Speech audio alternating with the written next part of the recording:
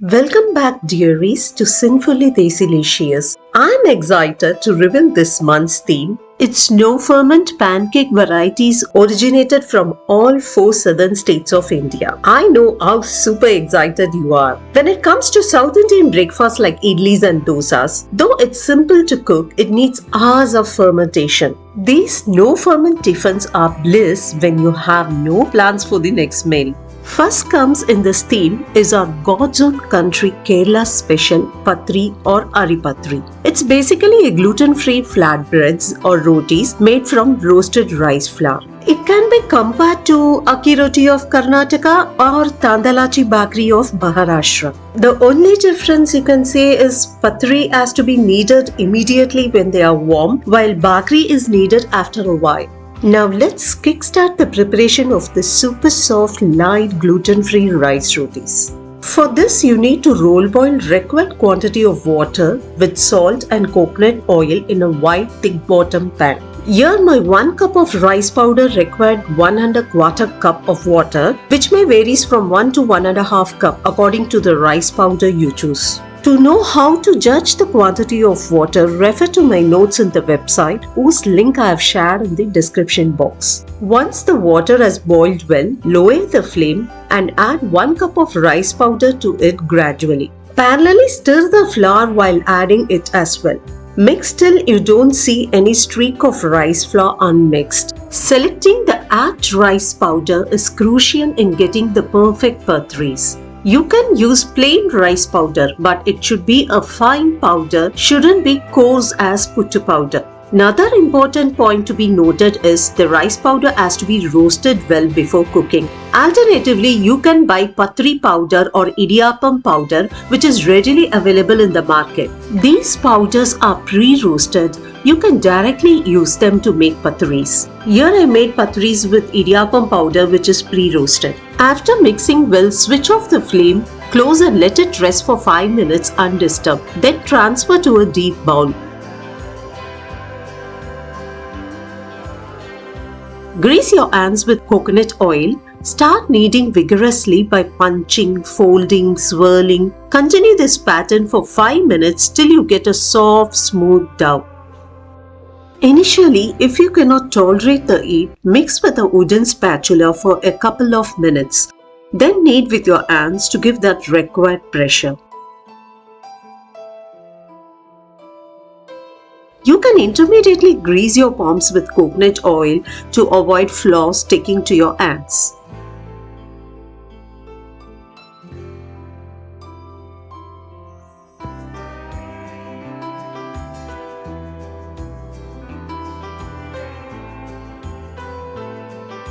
To get finer pathiri, kneading the dough vigorously for 5 minutes is mandatory.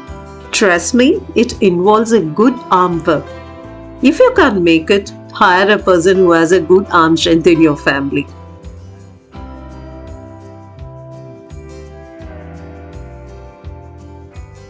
Once your pathiri dough is ready, you can start rolling the flatbreads. No need to rest the dough, but wrap the dough in a dampened towel to avoid drying it.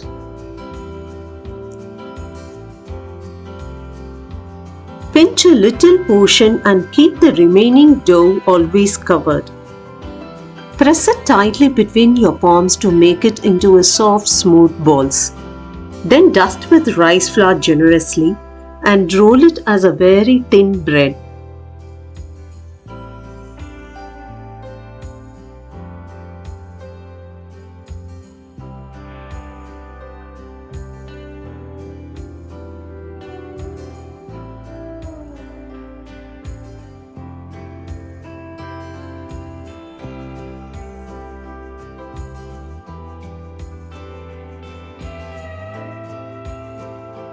To have a uniformity in size, you can use any bowl to cut round discs from the rolled rice flour.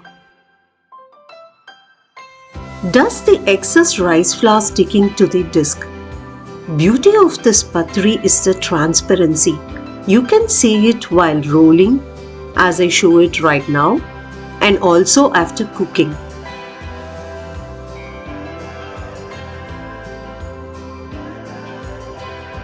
Repeat the same process with the rest of the dough.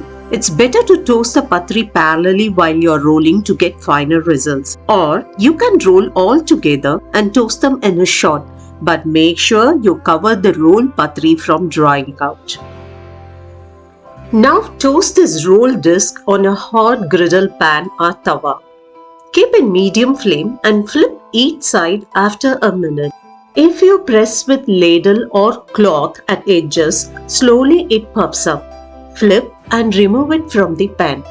It needs a minimal 1 minute of cooking on each side. It shouldn't brown like wheat rotis. It will be white in color. Here and there brown spots are fine.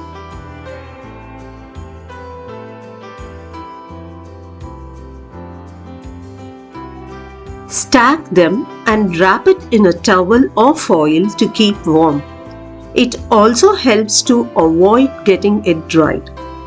Pathiris are best when served immediately. Serve this light, soft pathiris with any spicy curries or coconut milk-based curry. Some prefer sweeter accompaniments like coconut milk mixed with jaggery or just thick jaggery syrup. As I mentioned earlier, it retains the transparency even after cooking. You can see through like a lace. I serve these pathiris with fish moili, which is Kottayam's special fish curry. Just wait couple of weeks, I'll post it along with a bonus recipe with a veg twist. Next week it's going to be my kitchen secret recipe where I'll bring a new shade or dimension to the original recipe.